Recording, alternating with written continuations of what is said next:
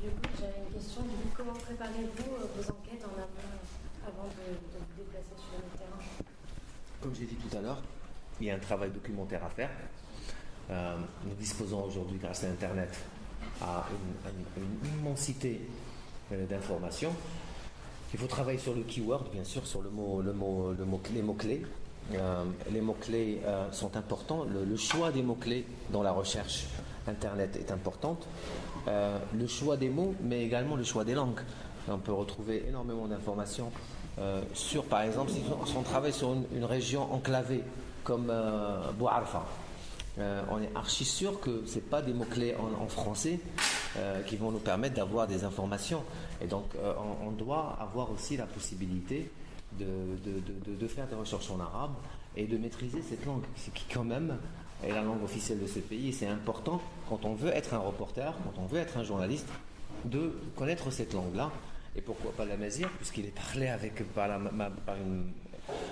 ou d'avoir une personne qui nous aide à la traduction quand on ne connaît pas l'amazigh. Ça, c'est le b.a.-ba.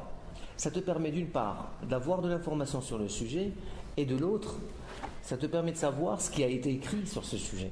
Parce que le but, c'est de ne pas écrire ce qui a déjà été écrit. Dans le journalisme, il y a un mot-clé qui est très important, c'est l'angle d'attaque. Il faut trouver dans le sujet quelque chose qui n'a jamais été fait. Trouver la nouveauté dans le sujet.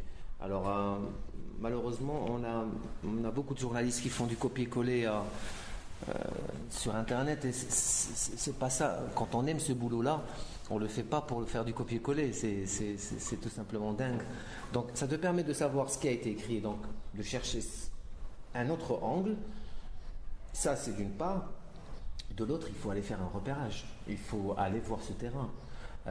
On a toujours, quand on fait un terrain, on a toujours une hypothèse de base dans la tête.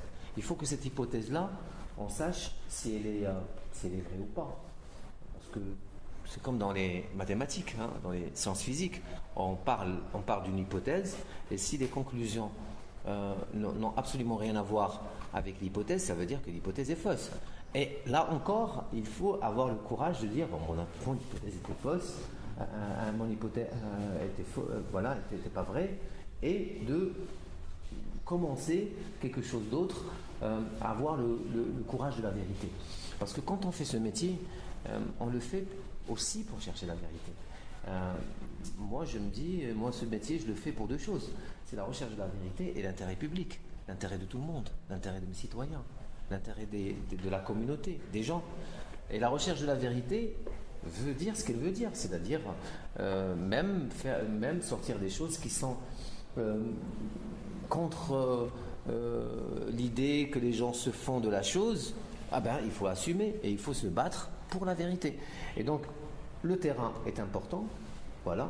Donc, Internet, fond documentaire, et le terrain qui permet d'aiguiller, de voir, de trouver des gens qui vont être de ressources pour nous. Mais cela ne peut pas se faire dès le premier voyage. Donc, prévoir plusieurs voyages, au moins 3, pour pouvoir d'une première fois repérer et